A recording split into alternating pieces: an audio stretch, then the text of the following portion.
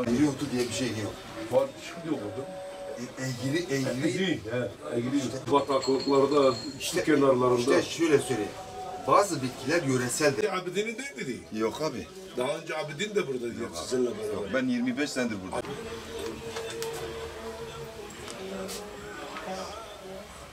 Bu sonbahara girmemizle birlikte mevsimsel geçişler oluyor. Mevsimsel geçişlerde de soğuk algınlığı, grip, öksürük o tarz rahatsızlıklar çıkabiliyor.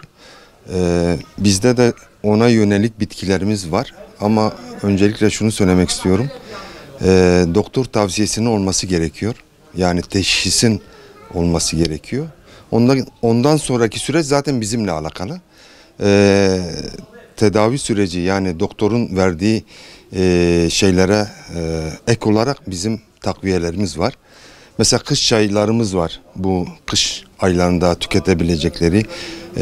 Ondan sonra normal kış çaylarımız var.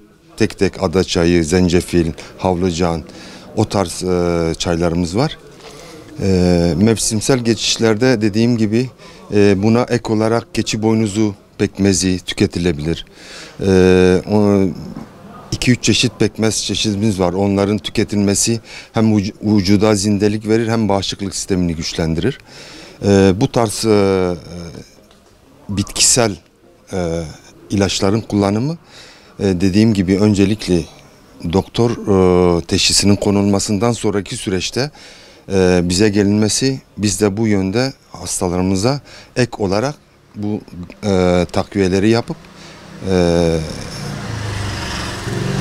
dertlerine şifa olmaya çalışıyoruz. Son yıllarda buna bir rağbet var. Yani şöyle rağbet var, bir ilgilenme açısından söylüyorum. Bayağı bir var.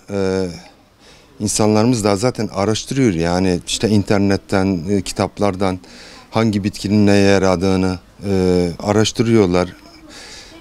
Son dönemlerde de doktorların bile tavsiyesi var. Yani buraya gelirken doktorlar bize yönlendiriyorlar yani bazı ürünleri.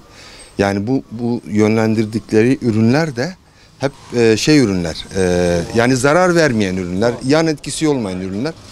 Biz de ona çok dikkat ediyoruz. Yani hani hangi ürünün neye zarar, neye fayda verdiğini bilmek zorundayız. Biz ona göre davranıyoruz. Ona göre bir yol çiziyoruz yani hastalığımıza. Şöyle söyleyeyim, bu mevsimsel geçişlerde zaten bitkisel çaylar, işte grip için olan mesela kuşburnu, ondan sonra zencefil, havlucan, ada çayı, ıhlamur, bu tarz şeyleri kullanıyorlar. Genelde bunların böyle bir karışımları da oluyor. Tek tek de kullanım oluyor.